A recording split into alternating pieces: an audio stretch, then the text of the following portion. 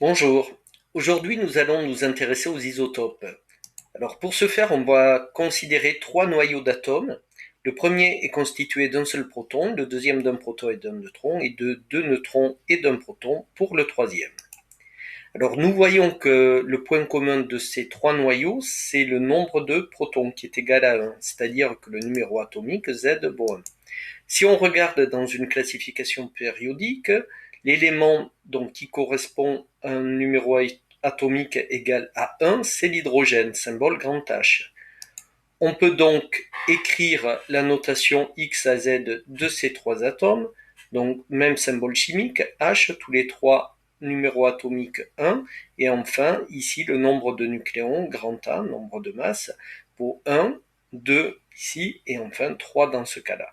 Alors nous constatons que bien que ces atomes aient des noyaux différents, dans les trois cas, il s'agit du même élément chimique, H, hydrogène.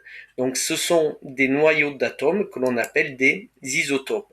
Alors la définition d'isotope, c'est le suivant, ce sont des atomes qui ont le même nombre de protons dans le noyau, c'est-à-dire qui correspondent au même élément chimique, mais qui vont différer par leur nombre de neutrons.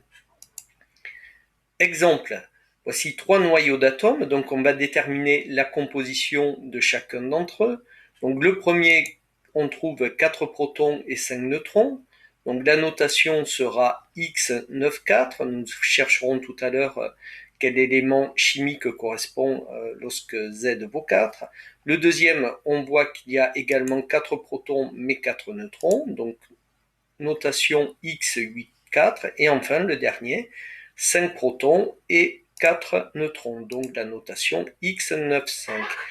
Donc déterminons maintenant les éléments chimiques qui correspondent à ces atomes. Donc vous voyez que lorsque Z vaut 4, il s'agit du beryllium, et lorsque Z vaut 5, il s'agit du bore, symbole chimique B.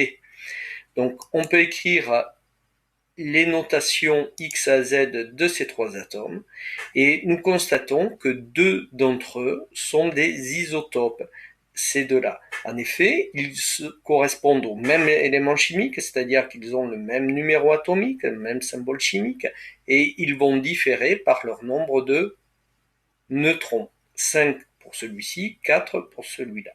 Donc ce sont des isotopes. Alors bien faire attention que cet atome-là n'est pas isotope de celui-ci, bien que tous les deux aient 9 nucléons. Ils n'ont pas le même nombre de protons dans le noyau. Voilà, merci.